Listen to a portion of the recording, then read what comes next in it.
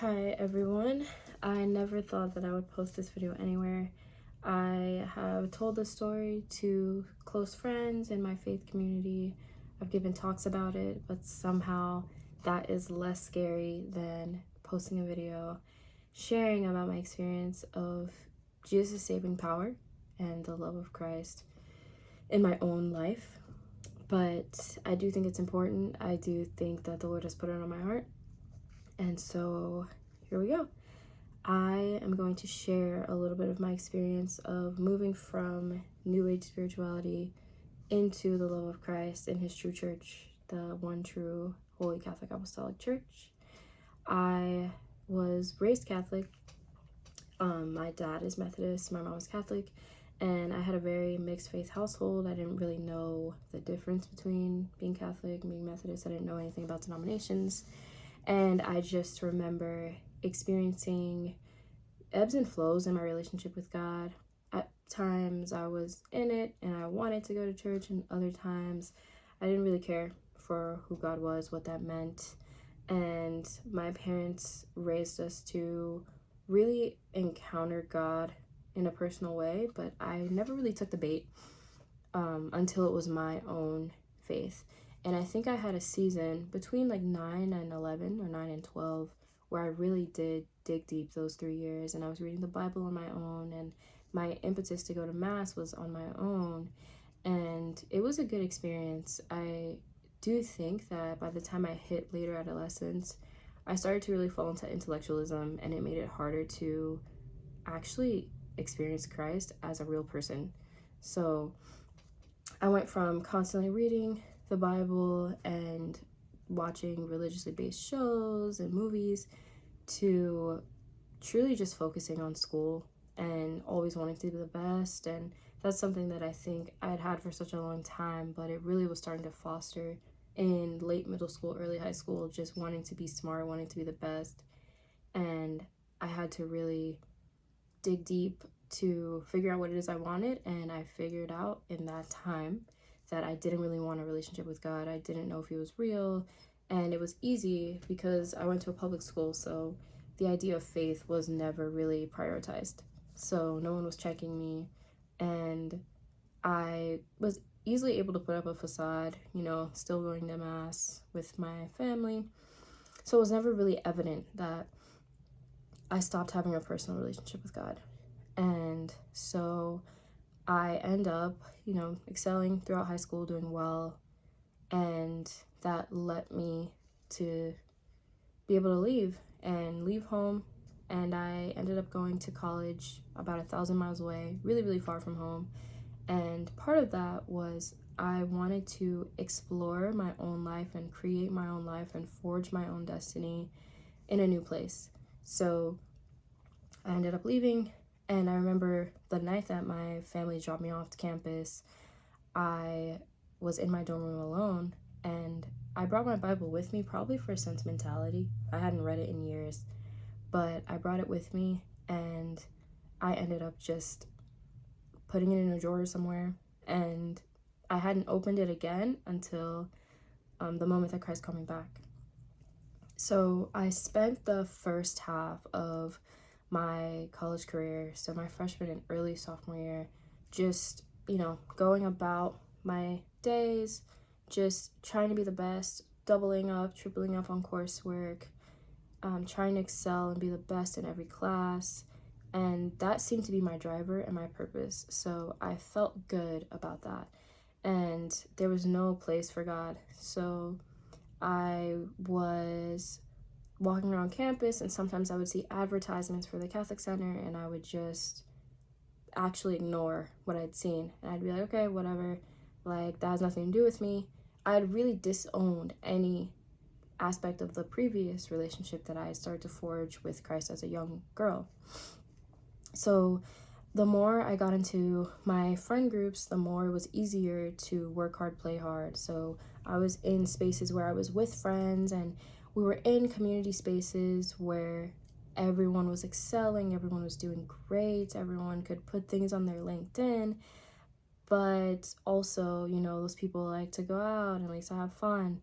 And I was always sheltered So it was very much a new world, and I kind of went head first into it. So when I was in my freshman year of college, first semester, that's pretty much how I encountered it. And second semester was very similar. However, like many people, I was a freshman during COVID-19. So that meant going home in the middle of March and not knowing when we were going to go back to school. And that was a crazy time. I'm not someone who does well with unpredictability, or I wasn't someone who did well with unpredictability at the time. I'm learning with Jesus that it's a constant.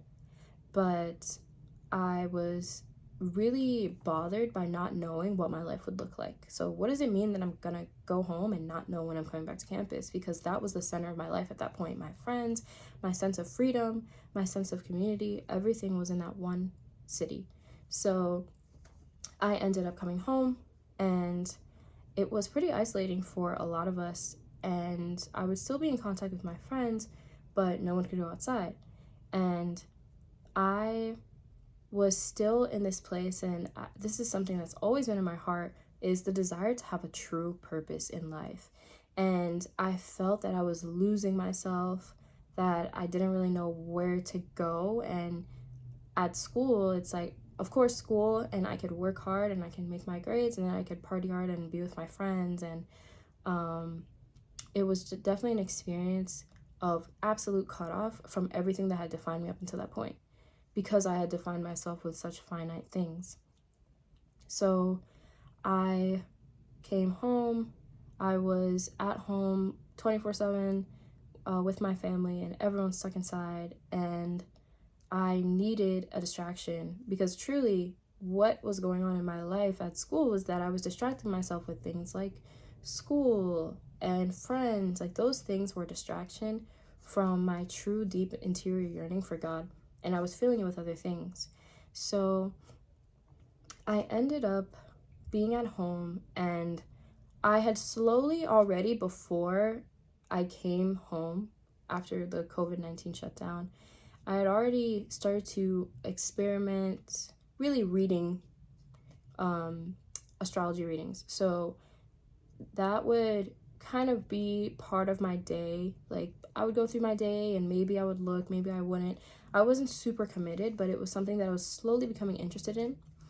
And I'm a very all or nothing person. So once I started to become interested in astrology, I really started reading and starting to know more about where it comes from, how does it work. And it didn't take long before, during that time I was home, I had to fill my time with something, and online classes wasn't quite doing it for me. So I ended up looking a little bit more into New Age spirituality and doing more research and reading more about it. I had never really heard about it before this point, and I realized that astrology was the tip of the iceberg. And now I can say it was a gateway, truly a gateway drug to what New Age spirituality can be. And I didn't ever get that deep in, but I do know that I was deep enough to know that it was not the way of life. And as I was getting roped into astrology, I started to wonder about tarot cards, and that's what's kind of like behind astrology. Another wave of the New Age movement is using tarot cards. And I realized that inside of myself, there was already this person who wanted to control life. I wanted to control my life. I wanted to make sure that I would fulfill my purpose in life, that I had a true purpose. And so these cards, I was reading a lot of readings, just like watching YouTube videos, countless videos where people were just sharing and giving people hope, and people were responding in the comments with a lot of good feedback. And so I started to feel like, wow, like this is something that's really helping people. And that is one of the parts of my heart that I think was really roped into that way of life, was the desire to help myself and help other people. So it didn't take long before starting to get into some of these readings that I wanted to try it out for myself. I wanted to be the source of helping people, the source of relief, the source of controlling my own life and knowing what was coming. And I remember going through videos, kind of picking up different things, picking up different tactics. And at this time, of course, I don't know what the power is behind these readings, but of course, there was no way for me to know it was sinister, but I also didn't think it was necessarily benevolent. I just thought it was what it was, because outside of the scope of Christianity, there is no such thing as good and bad for so many people. So it was just a certain power. And so I waited until I got back to campus in August. So I was home from March to late July, and I came back to campus in August, and I decided, like, that was the space. I'm back in my space. I'm back in my own autonomous surrounding. Now is the time for me to try and do tarot cards for myself. So I bought my first set, and I was starting to experiment, and I felt like I was getting answers, and I'm also receiving a lot of, you know, messaging that I thought at that time while I was still watching some of these YouTube videos, and I'm like, wow, like, so many things are on the horizon. Like, maybe there's love coming, or maybe, you know, like, life is gonna be good. I'm gonna have a purpose. I'm gonna be a good person, because it's never truly sinister in the beginning. So I took it as it was, and I went for it. And so I'm experimenting here and there, and this lasted from August to October, like the first week in October. And the reason why I know that is because it was I think the day of St. Faustina's feast day. October 5th is the day that the Lord had encountered me in the midst of my poverty. And I actually have her here on the wall back here.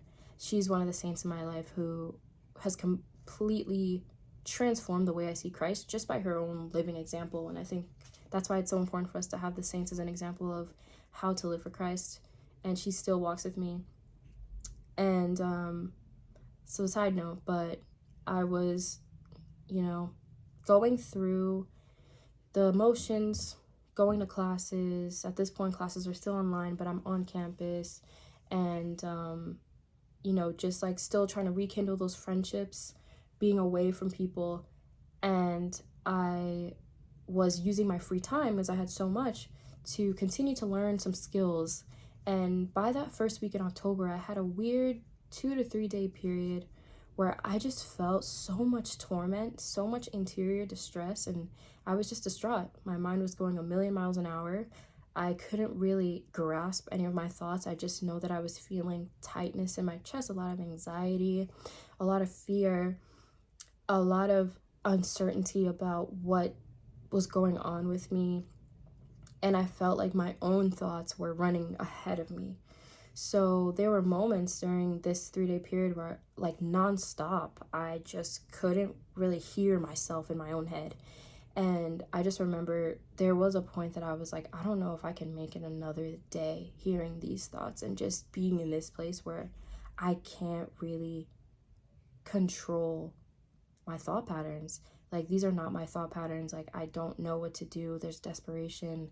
And there was a certain point during that period where I want to say it was probably from October 3rd to 5th, so that first week, where I was just like, I need answers. And of course, the only thing I had was the tarot cards. So I'm going to shuffle the cards, and I start shuffling them, and they fly against the wall. And I'm like, no, there is no way this wind just picked these cards up and pushed them to the side. So I'm like, okay, I'm going to try again. As spooked out as I am, not having an answer is even scarier, because my mind is that dim and dark and, you know, out of my own control. Everything that I was afraid of being out of control was just in my face. So I try again, and the same thing happens. They just get whisked against the wall. And a little later in my spiritual life, I felt this interior peace that, you know, that was my guardian angel. That was totally my guardian angel trying to get me away from those demonic cards. And I didn't know that at the time, but I felt the protection as a threat in the moment, because I'm like, what's going on? That's never happened. Again, like, I hadn't been doing it for that long, but that had never happened. And so I get so freaked out that I just call my mom. And, you know, many of us, I hope, can relate to this idea of sometimes when you don't know where to turn, a motherly figure who's in her faith is the person that you turn to. And I hope that people have that. And I'm glad that I have that in my mom. And so I called her, and I just expected to just kind of tell her, like, oh, I'm not feeling well, like my mind's kind of going, and can you help me out? But really what ended up happening is I just like told her everything I'd done since I left home, like, period. All the ways that I had betrayed who I was in myself as Christ's child, the ways that I was avoiding him completely, like not being in any type of relationship with him. And I was like, I'm so afraid of her reaction.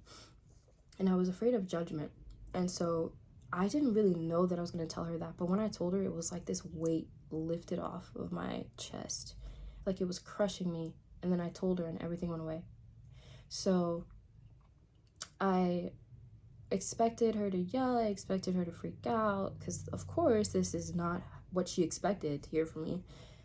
But instead of that, what I received was so much mercy and so much clarity. And she was just like, you need to pray. So she left me alone with the Lord. And I just remember being in my dorm room that night. And I just got on my knees and I just put my hands up and I was like, okay. All right, Lord. Like, it was more of like a, okay, I have to surrender to you because you're the only thing that makes sense at this point. And so I give myself to the Lord and I'm just like, Jesus, you're the only one. You have literally shown me the line between good and evil, and I'm choosing good. And I realized the deception that I had been undergoing. And so as I let go of this way of life, like I throw everything away, I throw the cards away, and I just go into a mode of praising God for his protection. And I expected to, you know, just go to the Lord and everything's figured out and it's fine. But there is a toll with these things. There is a toll with dabbling in the occult, dabbling in new age things, even if you don't know. And so instead of experiencing just the peace of God, which was great and it was there, I also experienced the torment of the enemy who had just lost another soul. So my dreams were tormented.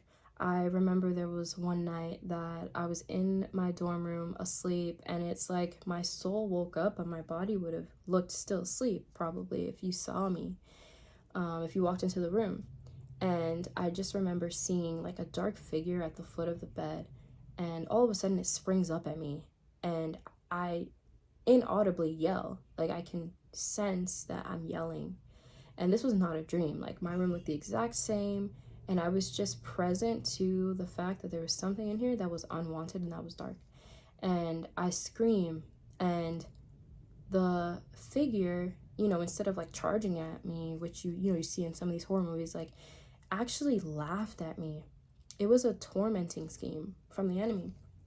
And I think sometimes we think the enemy's gonna appear as like, you know, a ugly winged creature, but sometimes he's just the tormenting voice. He's the tormenting figure. And so like I jolted up, and that was like one of those places of reality of like, wow, like this was really the enemy and he's really upset. And it was so hard for me that I ended up losing 20 pounds in like 2 weeks. And I spent some time at home, and I just remember looking so sickly because I was barely sleeping, because when I would fall asleep, I would most often have dreams that were, you know, tormenting me, and some dreams of even some horror movies I've watched, which is why I totally see why people say, and why I don't personally watch horror movies anymore, and why I hear people say and exorcists say, like, some of those movies really are gateways for the enemy to just torment you. So I remember seeing some of the movies replaying in my head that I'd watched throughout my life that were horror movies, and some of the figures in those movies being the subject of my torment. So I really, really struggled during that time. My mind was really dark. I was trying to begin journaling to just get some of the thoughts, the fears out of my head. And then on top of that, I was really struggling with the idea of being forgiven by God for, you know, stepping away. We hear so much about idolatry in the Bible, in so many different places, especially the Old Testament. And I was so afraid, like, that I had fallen into that and that there was no way out. And the enemy really played on that fear, and it did not allow me to be present to the gift of redemption that the Lord was giving me, and had already given me. And so this lasted for a little bit, and I really struggled with the idea of being forgiven for so long, and I'm still persistent at this point though. I'm searching, I'm looking, I'm like, Lord, where are you? It's a little dark right now, and I have no way of knowing, if I'm truly forgiven. Like, believe it by faith. Like, so many people, so many Christians talk about that, like believing by faith that we're forgiven. But I had really come to this point of being so tormented in my own mind that I didn't know that for sure. So I continue to do research. At this point, I'm like watching live streams of different Christian churches. And that was a great way to begin to get, bite-sized truths about Christ. And it was really motivating, and it really did start to form the foundations of my spiritual life. But I was yearning for more, and I didn't know what it was. And so to this day, like, people ask me, and I do not know how or when I came across this diary, but the diary of Saint Faustina, the same saint that I mentioned earlier, whose feast day was the day of my true reconversion, her diary was something that I just found online somewhere, and I started to read it, and I inhaled all of the information, not just from a standpoint of like, wow, God's divine mercy is beyond fathomable, like all of our sins are a drop in the ocean of his mercy. That's a great line from that diary. But it was really the fact that it was a fast track to learning so much about the church. Like, I had no idea what a victim soul is. I had no idea that Jesus was still appearing to people, throughout history. And I had never heard of a saint who had a relationship with Jesus like Faustina. And I still to this day think that, yes, there's so many saints that have beautiful encounters with Christ, but hers was so unique. And he trusted her so much. And so as I'm reading, I expected, firstly, that the image of the divine mercy behind me, that beautiful image, and the words of Jesus that were consoling toward the worst of sinners, which I considered myself as at the time, would be the place of consolation for me. But really, what was piquing my interest above all other things was this idea of Jesus having a romantic relationship with this nun. And I was like, wow, like, he's talking to her with so much love, like as a father, but also as a bridegroom, and he's using nuptial analogies, and I'd never heard of nuptial mysticism at this point. And so something inside me knew, and I know it's the lover girl within me that Jesus has created.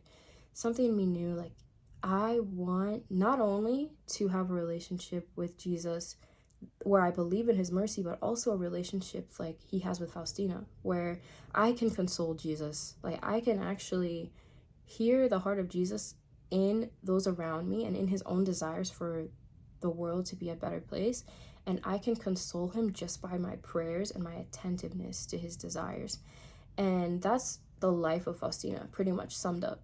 And so I get to this point where I'm reading, and I'm like making this very, very simple connection. Like, Jesus is talking to this nun, and I know it's him, and she's responding, and she's Catholic. Like, it was just all kind of coming together. Like, she's a Catholic nun, Jesus is speaking to her, and I'm reading his words, and I am convicted of his words. And so Jesus is truly in the Catholic Church. And so I start to do a deep nosedive into what it means to be Catholic. And it doesn't take long before I come across the theology regarding the Eucharist and how Jesus Christ himself is present, body, blood, soul, and divinity in the Eucharist every single moment of every single day, at every single Mass in the entire world throughout all of history.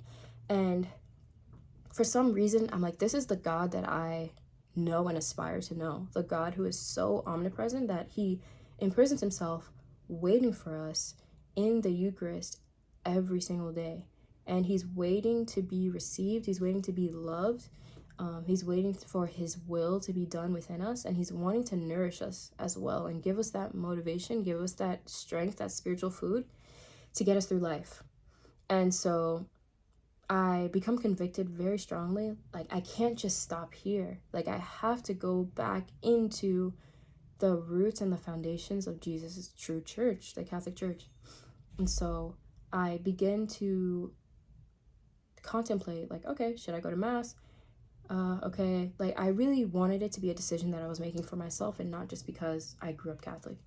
I didn't want it to be a cop-out. So I went on a trial run, and my first mass was Ash Wednesday in 2021 at the parish that is associated with my campus.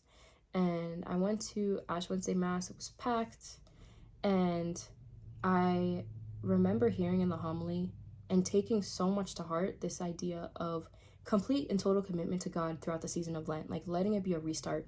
And it was perfect for me. He mentioned going to daily mass, going to confession. Like the priest was really trying to mobilize the church to re-encounter God. Like it was the first Lent they've ever done and the last they'll ever do. So I took it to heart and I was like, okay, noted. So I started to go to mass every single day from that point, and that's still a practice that I maintain, is going to daily mass, or the desire to go to daily mass every day. And daily adoration, that's still a practice I maintain now. Being in intentional communion with Jesus, just sitting there and talking to him in his real Eucharistic presence.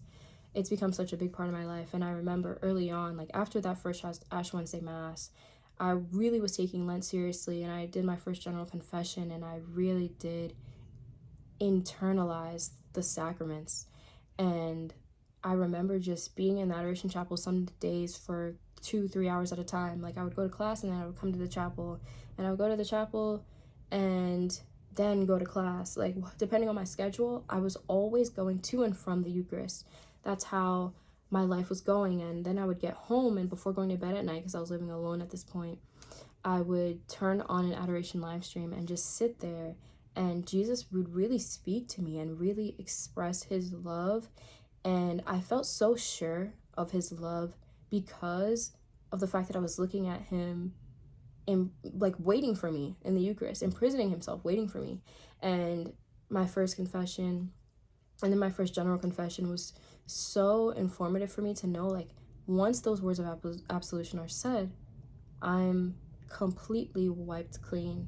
And there's a certain psychological part of confession that I think so many people miss out on. And I pray continuously that so many people would take advantage of this sacrament of being able to lay down your burdens before Jesus himself and receive absolution, like intimately, like through the priest, of course, because Jesus loves using all of us as his tools, but priests are a special tool. And to really receive that awareness in my mind, body, soul, like all parts of my being are integrated in his forgiveness. And so I would start to go to confession like bi-weekly or monthly, and that's a practice that I love, is just being in continual communion with the Lord, constantly examining my conscience within right reason and letting the Lord keep speaking to my life because he's still alive. So I remember having a really profound experience of experiencing God so much that I started to go to the Catholic Center, and I started to make friends at the Catholic Center. And within the first couple months, I was on the executive board, and then I was the president of the Catholic Center the next year. And I loved being in community. And it wasn't long before I started to just give Jesus my heart and just felt so called to discern religious life on top of just being a faithful disciple. I wanted to give him my all, and I had so many beautiful models in the saints that I was learning about that I thought it was appropriate, and I think it is appropriate for every Catholic woman to just discern, is Jesus calling me to himself or to himself through a man? And so I went really deep, and I have a very Carmelite spirituality in my heart. So I discerned with the Carmelites. I discerned, really for me at a certain point, very early on, it was like, is it going to be a cloister or not? Because I felt so on fire for the Lord. And then the way that he reinvigorated that was a day in the Adoration Chapel, and I was in between, being with you, Jesus, do I discern my vocation? I was kind of trying to do too much very early on, just again, like all or nothing, just trying to be so for Jesus that I lost sight of the fact that I could truly just encounter him and let that be it until he tells me otherwise. But I wanted to know answers. I wanted to fulfill my purpose to Jesus. I felt like I owed him so much. And so I remember just asking the Lord, like, Lord, do you want me to be religious? And like make that clear, and always praying for the Lord's will regarding my vocation, because I wanted to live my purpose. And on the other side, I also was, you know, a young woman who is now meeting men who are actually living life like Christ.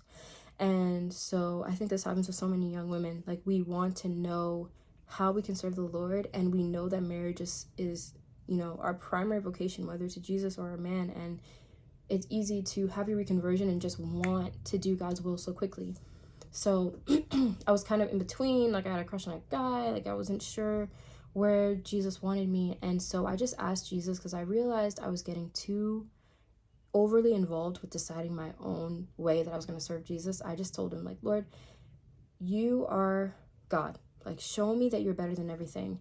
And that night I went to mass with one of my closest friends, and I asked Jesus right before receiving him, show me that you're better than everything else. And when I went to kneel down after receiving Jesus and to contemplate his Eucharistic presence within me, I just all of a sudden, just in my mind's eye, I saw Jesus himself. And I'd never seen him like this before. Sometimes during my rosary meditations, you know, maybe some imagery will come up, but never like this. And he was on a beach, and there was a huge tree in the middle of the beach, and we were both under that tree, under its shade. And he knelt down on one knee, and it was like I was in POV, so I was just watching Jesus on one knee. And in his hand, he had the crown of thorns, but it was the size of my finger. And he was proposing to me. And I was in utter shock, but also the joy was unimaginable. And before I knew it, it was over. And I was like, what was that? And he just gave me this interior knowledge that he would continue the vision the next day. And so, of course, like always, I'm going to daily mass the next day, and I'm in the adoration chapel before, and I'm just with Jesus in the Eucharist, and he continues it, like as he said he would. And I see him put the ring on my finger, and then he gets up and he embraces me in the warmest embrace, in the most beautiful embrace I've ever received. And when I come out of the embrace, I don't see Jesus anymore, but I feel his presence in the ring that he put on my finger. And behind me is Our Lady, and I didn't see her, but I could feel her, and I could see parts of her blue and white veil, kind of like she appears in the Miraculous Medal image. And I really did have this beautiful encounter of being chosen by Jesus, and I was like, what does this mean? And so, of course, being the person I am, I'm like, this means that I need to be religious. And I start to go super deep into discernment. And it was about 2 years of discernment, truly only looking at Jesus. And this allowed me to just fall in love with Jesus and fall in love with every single person around me through his eyes. So I was loving people so disinterestedly, guy, girl, whatever, but my eyes were fully on him. So I was in love with him, but I was loving everyone with this tender love that I knew came from Christ. And I was just spiritually mothering a lot of people. And it helped that I was president that year, because I felt really close to so many souls just because of the way that the Lord was using me to guide them closer to him. And I remember at the end of 2022, so this was kind of like a full 2 years of truly discerning my vocation. I had come to this point where I really just wanted to give the Lord control. And I was like, okay, Lord, I feel like you're calling me, but it wasn't really working out. I had gone with some religious to a couple retreats, things like that, and nothing really fit. And so I just brought it to the Lord, and I was like, Lord, I'm just giving this to you. I have this desire, and I want you to speak into it. And every end of the year, I do a word of the year. And I just want to give the Lord that opportunity to speak into the new year. And I just finished the St. Joseph consecration, and I remember having this experience of just like waiting on the Lord, and I knew he was going to speak something beautiful. So I get to the point where I'm like, okay, Lord, speak your truth. And I let him have that space. And I remember just experiencing the presence of the Lord all of a sudden, and I felt this security that he was going to speak. And I truly believe it was through the intercession of St. Joseph. And so I get to this moment in prayer where the Lord just opens my mind, and he just speaks, and he just tells me that the 2 years of discernment have been beautiful, and they've been within his will, and it's been a beautiful process of my heart flowering to be fully his. But he also told me there's a human being who I've prepared for you. And I can't tell my discernment story without telling this part, because Jesus was still wooing me. He was still calling me to himself in this period. So I feel the soul all of a sudden of this man who I know is going to be my husband. And I didn't know who he was. He didn't tell me his name or anything, but I felt his soul was so much like Jesus, and I felt like he was coming soon. And soon, for anyone who watches The Chosen, soon can mean anything. And I'd had to learn that. And if anything, I did not want that to be true. I had gotten to this point of being with Jesus and being so intimately united with him that I didn't want anyone else. And this idea of obedience to Jesus, meaning giving up one good for another good that was a greater good in my circumstance, was hard for me to understand. And of course, I bring it to spiritual direction, and my director is like, yeah, let's go with it. And that was hard because I had no excuses to not open my heart. So it took a couple months, I want to say January, February 2023. It took about a couple months for me to really internalize, like, okay, the Lord is calling me to something new. I don't know what this means. I don't know what this person's coming. But then by March, I hit this point of detachment of like, Lord, whatever you want, I want. And I had the consolation of feeling this person's soul. So I was like, whether I'm 50 or 25, whatever. Like, whenever he comes is when he comes. Right now, I'm so in love with you that that's all that matters. And so I really went through that Lent just giving Jesus everything. And toward the end of Lent, my community does a party to celebrate Easter and to celebrate the resurrection. And if you haven't done one, I definitely recommend it. But we're at the party, and I'm with some friends, and one of my friends, like, he's always been my dance partner. And so we're dancing, and we're in the sequence, and my community loves salsa. So we're dancing to salsa, and all of a sudden he just says, and I don't think it's as dramatic as I think of now, but he just says, like, hey, drop your shoulders. I tend to be a tense person sometimes, and maybe there was something on my mind that night. And so after that, we go into this sequence, and it's like, after that sequence, the Lord literally lifts the veil. That's the only way I can describe it. And he just tells me, like, this is the guy. This is the one that I told you about. Not even like 4 months after he told me. So I'm like freaking out because he's been my friend for 2 years. He's watched me discern. He's known about all of the movements of my heart, within reason, of course, like ordered to our relationship. And I'm just like, Lord, this can't be. But I also know as a woman that it's not my role to pursue. So I just sit back and I watch, and it was probably 2 months after that notification from the Lord, if I can call it that, he asked me out for the first time. And I was sitting there like, oh my gosh, like, this is gonna be crazy. Like, I'm gonna tell him that I like him. I wasn't gonna tell him everything the Lord told me. And I was like, yeah, like, I've liked you for like a month or whatever. And he just shares his heart, and he just tells me, like, I've liked you for the full 2 years. He's liked me throughout the entire period that I was discerning my vocation, discerning being fully Jesus's bride. Like, he loved me in that place. And I just want other young women to know that you can give yourself fully to Jesus, and it will never be wasted, because he was falling in love with me as I was falling in love with Jesus. And that was such a beautiful encounter. And that was in May of 2023. So after 2 years of dating, he popped the question, and we got engaged on the Feast of Our Lady of Fatima this year. So we're in the thick of wedding planning right now. So even just telling the story over again, you can just see the richness of God's grace and mercy.